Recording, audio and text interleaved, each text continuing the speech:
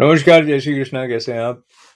पार्थाय प्रतिबोधितां भगवता नारायणेन स्वयं व्यासेन ग्रथितां पुराणमुनिना मध्ये महाभारतम् अद्वैतामृतवर्षिणीं भगवतीम् अष्टादशाध्यायिनीम् अम्ब त्वामनुसन्दधामि भगवत् गीते भवद्वेषिणी। बहुत ही महत्वपूर्ण अध्याय 15वां अध्याय जिसमें हमारा प्रवेश आज हो रहा है। और पुरुषोत्तम योग नाम के इस अध्याय में प्रवेश से पहले कुछ बातें स्वामी श्री शिवानंद गिरि जी महाराज द्वारा जो पुरुषोत्तम योग की प्राप्ति के लिए अधिकारित्व के बारे में बताया गया, उसको थोड़ा सा देखते देखते बालाजी श्रीनिवासन जिन्होंने लिप्यांकन किया उन शब्दों का जो कि स्वामी जी द्वारा बताए गए थे प्रवचन श्रृंखला में, जो सोल सुप्रीम नाम से पुस्तक में भी और संवित साहित्य में ये संदर्भ मिल जाते हैं। पर अभी बात जो कर रहे थे हम अधिकारी, तो कई बार ऐसा होता है कि अगर कोई बहुत अच्छा पेय पदार्थ हो लेकिन आप उसको ग्रहण नहीं कर सकते हो, आपका पेट खराब है समझो, तो वो इतनी टेस्टी है, वो समझिए जूस है कोई, पर आप नहीं पी सकते हैं उसको। तो ये तो एक बिल्कुल फिजिकल लेवल पर बात हो गई। लेकिन जो श्रीमद् भगवद गीता में हम अद्वैतामृत वर्षिणी, तो वो अद्वैत का अमृत पिला रही है माल, तो पर कौन पी सकता है उसको? ये भी एक बात महत्वपूर्ण हो जाती है ना।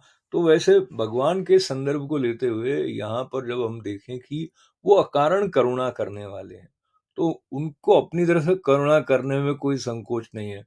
पर उनकी करुणा का जो फल, जो रस है, वो हम अपना सकते हैं कि नहीं, उसके बारे में गुरुजनों द्वारा जो कुछ हमें प्राप्त होता है, उसका सेवन करने का विनम्र प्रयास इस श्रृंखला में करते हुए, देखिए क्या है कि संसार जो है, उसका सार मिले कि वो हमको निस्सार लगे, ये हमारी दृष्टि पर निर्भर कर जाता है ना, ऐसे।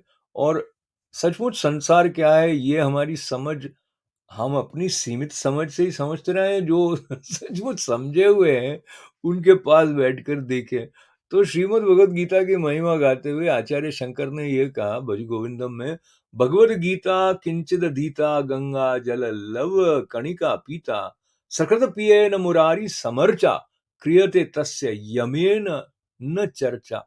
मतलब उसको यमराज भी नहीं लेके जा सकता, मतलब उसको अमृतत्व की प्राप्ति हो गई। किसको? जो कि नित्य गीता जी के कुछ कण का सेवन करता है गंगा जल की तरह। तो ये बात लेते हुए एक अनुबंध चतुष्टय का संदर्भ जो शास्त्रों में आता है, उसमें विषय क्या है, उसका अनुबंध क्या है, उसका प्रयोजन क्या है, उसका अधिकारी क्या है, कौन है। तो उस अधिकारी का मतलब यहाँ पर ये नहीं कि जैसे मेरा राइट है, मेरा अधिकार है, वो वाली बात नहीं है, योग्यता वाली बात है। और इसमें ये भी स्वामी श्री ईश्वरानंद जी ने भी स्मरण कराया कि जो साधना होती है, वो ज्ञान प्रदान कर दे ही, ये बात नहीं है। वो ज्ञान की योग्यता देती है, तो साधना से ज्ञान की योग्यता आती है। जैसे कि आप समझिए कि मैं खूब दौड़ के आया हूँ, तो मुझे भूख लग गई, मुझे भूख नहीं लगी, मैं थोड़ा घूम के आता हूँ, तो मुझे भूख लग जाएगी। तो हम सोचते हैं हमारे पाचन तंत्र की दृष्टि से हमको कुछ करना है ताकि मेरे को खाना खाने की जगह मेरे भीतर मिल जाए।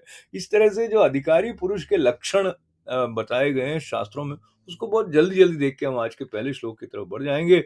तो उसमें जो बात है अधिकारित्व की, उसको कहा कि वो देश और काल का जो महत्व है, उससे भी अधिक है। यानी आप सही जगह पर हैं और सही समय पर हैं, लेकिन अगर आपके अंदर वो पात्रता नहीं है ना, तो कहते हैं कि धर्म पालन करने के लिए हर परिस्थिति में कष्ट सहन को तत्पर हो, भगवत भक्ति हो।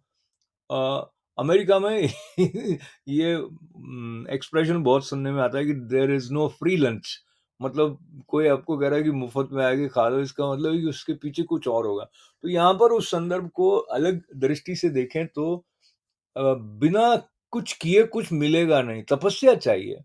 और इसमें मुमुक्षुत्व हो, सुश्रुत हो यानी अच्छी तरह से सुना हुआ हो, शास्त्र और गुरु वचनों पर ध्यान देता हो, ये सारी बातें अधिकारी पुरुष कौन हो, अधिकारी हो कैसे सकते हैं हम उसके बारे में। और उसमें भगवत गीता में भी भगवान ने कहा है कि जो दोष दृष्टि रखता है मुझ में उसको ये ज्ञान नहीं देना। तो दोष दृष्टि तो हमारी नहीं हो भगवान में, वरना शिशुपाल अगर बार बार जैसे बोलते रहे फिर 100 बार उन्होंने सुन लिया था। तो उस प्रकार से अर्जुन क्यों इतने अच्छे अधिकारी हैं, क्योंकि वो अनग भी उनका एक नाम है, यानी जो निष्पाप है। तो इतना तक भूमिका लेके पहला जो श्लोक है वो बहुत महत्वपूर्ण है। वसुदेव सुतं देवं कंस चाणूरमर्दनं देवकी परमानंदं कृष्णं वंदे जगद्गुरुं। श्री भगवान उवाच ऊर्ध्मूलमदः शाखम् अश्वत्थं प्राहुरव्ययम् छन्दांसि यस्य पर्णानि यस्तं वेद स वेदवित्। तो इसमें जो ऊर्ध्व मूल है वो मतलब है कि जिसका जो मूल है वो ऊपर की तरफ है। ये एक श्लोक, इसकी इतनी व्याख्याएं हुई है, मैं बहुत संक्षेप में थोड़ी सी बात आपसे करूंगा। अर्थ तो है इसका कि आदि पुरुष परमेश्वर मूल वाले, आदि पुरुष परमेश्वर रूप मूल वाले, ब्रह्मा रूप मुख्य शाखा वाले अश्वत्थम, संसार रूप पीपल के वृक्ष को अविनाशी कहते हैं, यानी वो कभी नष्ट नहीं होता है। और वेद जिसके पत्ते कहे गए हैं, उस संसार रूप वृक्ष को जो पुरुष मूल सहित तत्व से जानता है, वो वेद के तात्पर्य को जानने वाला है। तो ये प्रश्न आया कि इसके पत्ते वेद कैसे कहे गए? तो एक स्पष्टीकरण दिया कि इस वृक्ष की शाखा रूप ब्रह्मा से प्रकट होने वाले और यज्ञ आदि कर्मों के द्वारा इस संसार वृक्ष की रक्षा और वृद्धि करने वाले और शोभा को बढ़ाने वाले होने से वेद कहे गए हैं। पर इसके और भी कई इंटरप्रिटेशन अलग अलग तरह से हमें मिलेंगे, जहाँ जो पत्तों की बात है उसके कुछ और अर्थ आएंगे। तो पहली बात तो ये है कि ये जो अविनाशी है, अश्वत्थ को पीपल भी कहा गया। तो अश्वत्थ का शाब्दिक अर्थ ये हुआ स्व, जो कल नहीं रहने वाला है। अश्वत्थ यानी वो कल नहीं रहने वाला है। पर बात क्या है कि इसको जो ज्ञान का खड्ग है उससे ही इसको काटा जा सकता है। और जो कर्म परिणाम का जो सही सही संबंध है वो भगवान ही जानते हैं, क्योंकि वही कर्म फल के प्रदाता हैं। और वो अज्ञान का जो आवरण है उसको अपनी करुणा और कृपा से हटाते हैं। जो अद्वैत वेदांत सिद्धांत है इसमें रुचि भी आएगी तो उन्हीं की कृपा से आएगी। और अवधूत गीता में ऐसा कहा गया, जो कि स्वामी शिवानंद जी महाराज की व्याख्या में से मैं उद्धृत कर रहा हूं, कि एकत्व की अनुभूति की प्यास विद्वत जन में उन्हीं की कृपा से आती है, जो समस्त भय का नाश करने वाले हैं। तो एकत्व की अनुभूति हो जाएगी तो किसी चीज का भय रहेगा नहीं, क्योंकि आपके अलावा तो कोई है ही नहीं। ये बात स्पष्ट हो जाएगी, अनुभूति में आ जाएगी। और हमने 14वें अध्याय में गुणों के बारे में थोड़ा स्पष्टता प्राप्त की है भगवान की कृपा से। तो जो भगवत सेवा है और उनकी कृपा से ही हम तीनों गुणों के परे जा सकते हैं।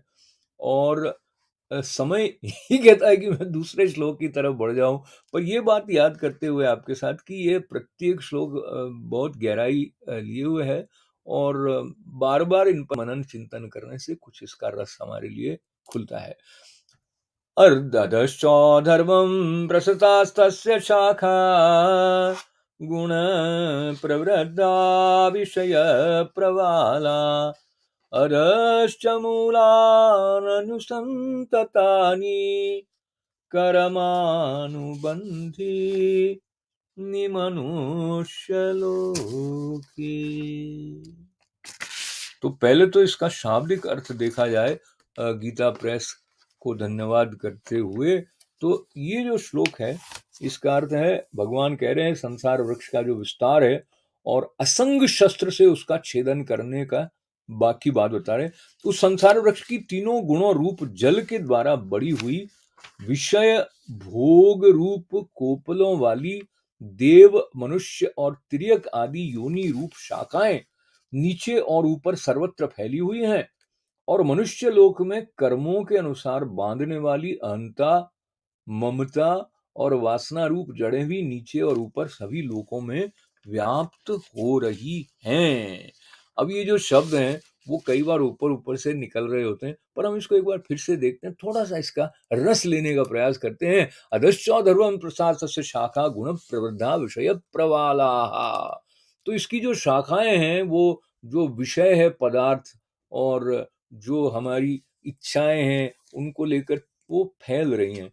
तो ये जो फैलाव है किसका, संसार वृक्ष का जो अश्वत्थ जिसको संज्ञा दी गई, उसमें प्रकृति के तीनों गुणों से पोषित विषय पदार्थ कलियों की तरह कहे गए, जड़ों की तरह कहे गए और इसका जो कर्म बंधन रूपी फल है, जो बहुत हमारा किसी चीज को प्राप्त करने की पसंद है या नापसंद है उसको लेके, और ये जो सब हैं शब्द, स्पर्श, रूप, रस, गंध, इनके साथ-साथ जो पूर्व जन्म की वासनाएँ हैं, उनसे भी कर्मों के बंधन और पक्के-पक्के होते जाते हैं। इसका मुख्य कारण अज्ञान बताया गया और धीरे-धीरे हमें पता लगेगा कि ये जो संसार वृक्ष है, इसका सचमुच क्या स्वरूप है और इसके सत्य और असत्य का जो भेद है, वो स्पष्ट होने की दिशा में 84 लाख योनियां उत्पन्न हुई हैं इस संसार वृक्ष में, वो भी बताया गया।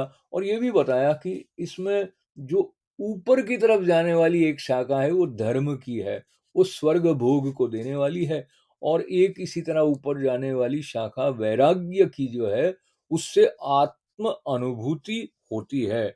और जो भी सूर्य, ग्रह, संत इत्यादि हैं, वो इस विलक्षण वृक्ष से ऊपर हैं, इसके मूल में ब्रह्म है। तो ये कुछ बात छूते हुए, जहाँ से अश्वत्थ वृक्ष के रूप में जो संसार को भगवान ने प्रकट किया के बारे में बताया, उसके मूल में ब्रह्म है, और इस वृक्ष को कैसे क्यों काटने के बारे में भी आगे बताएंगे, वो धीरे धीरे हम उस तरफ बढ़ेंगे। पर ये देखते हो कि समय जो है वो अपनी गति इतनी तेज रखता है कभी कभी कि पता ही नहीं चलता। अभी अभी तो आप मिले थे और अब वो समय आ गया है जहाँ हम कहेंगे सबके मंगल और सबके कल्याण की प्रार्थना के साथ साथ, ओम पूर्णमद पूर्णमिदं पूर्णात् पूर्णमुदच्यते पूर्णस्य पूर्णमादाय पूर्णमेवावशिष्यते। ओम शांति शांति शांति। बहुत बहुत धन्यवाद, बहुत मंगल कामनाएं। जय श्री कृष्ण।